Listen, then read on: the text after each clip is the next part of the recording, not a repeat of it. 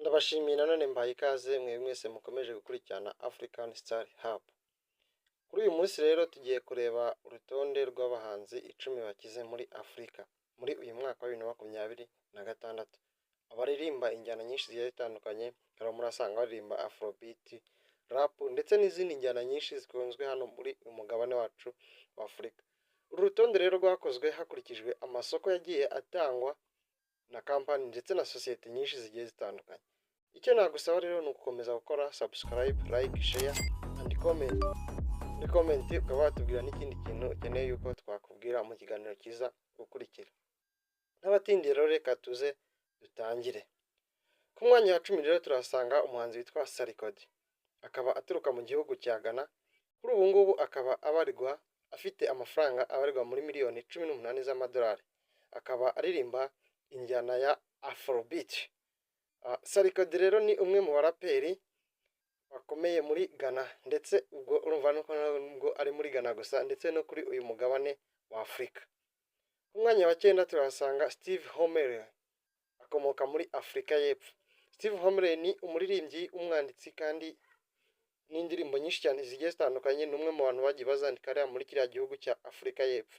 Kuri ubu ngubu akaba afite agera kuri miliyoni 19 z'amadolari. Urumva yuko arusha Sarkodie miliyoni imwe yonyine gusa y'idolari.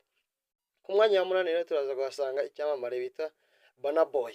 Akaba aturuka mu gihugu cya Nigeria. Natunguye cyane kuba nasanze Burna Boy ari kuri uyu mwanya wa 8. Ubu numvaga byibuze ariko mu mwanya wa 3, ariko ubushakashatsi bwacu twakoze bwaje kwerekana yuko Burna Boy ari ku mwanya wa 8. Burna Boy rero nabwiye ko aturuka mu gihugu cya Nigeria. Kuri ubu ngubu akaba abarirwa agera kuri miliyoni 22 z'amadolari. Ku mwanya wa 7 rero turaza guhasanga Tubaba. Umuhanzi akaba yitwa Tubaba, akaba aturuka mu gihugu cya Nigeria. Nawe urumva yuko Nigeria ikomeje kugira abahanzi benshi cyane bafite agatubutse kuri uyu mugabane wacu wa Afurika, kuko Burna Boy uri ku mwanya wa 8 aturuka muri Nigeria. Tubaba nawe akaba aturuka mu gihugu cya Nigeria. Tubaba rero uzwi nka Two Face, akaba ariko ka nickname kiwe. Kuri ubu ngubu akaba abarirwa kuri agera kuri miliyoni 23 z'amadolari.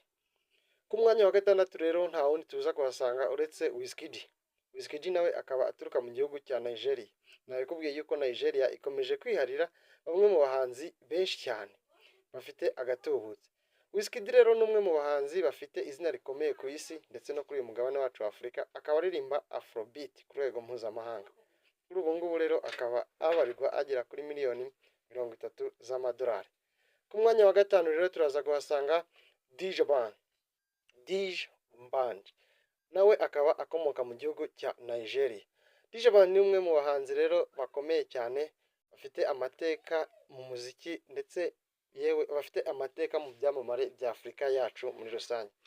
Uyu rero DJ Band akaba abarirwa agera kuri miliyoni 40 z'amadolari. Urumva yuko uvuye kuri DJ Band kugera kuri Wizkid ni amafaranga menshi cyane Wizkid arushwa na DJ Band. Akaba nawe akomoka mu gihugu cya Nigeria. Ariko rero tuje ku mwanya wa 4 aho tuza guhasanga umuhanzi witwa Akon. Akaba akomoka mu gihugu cya Senegal.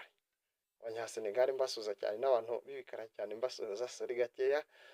Akon nawe akaba aturuka mu gihugu cya Senegal. Akaba atunze agera kuri miliyoni 50 z'amadolari. Mu gihe ibindi bimushyira hejuru cyane ni Fine Duke 2. Akaba ari kamwe mu kantu nyine nawe atunze cyane. Ku mwanya wa 3 rero turaza guhasanga Black Coffee. Akaba aturuka muri Afurika y'Epfo. Akaba atunze agera kuri miliyoni 84 z'amadolari. Ufite amatsiko yo kumenya umuhanzi wa kabiri ndetse n'umuhanzi wa mbere ari inde. Tutagutinde rero ku mwanya wa 2 turaza guhasanga Davido uturuka mu gihugu cya Nigeria. Ikindi mwamenya kuri Davido nuko bivuga ko n'ubundi ubusanzwe aturuka mu miryango y'abafite agatubutse. Ku mwanya wa 1 rero nta wundi tuza guhasanga uretse Youssou N'Dour. Akaba nawe aturuka mu gihugu cya Senegal. Senegal urumva yuko ifite umwanya wa 1 irawiharira, ikiharira ndetse n'umwanya wa 4. Wakoze rero cyane wadukurikiye hano kuri African Stars Hub.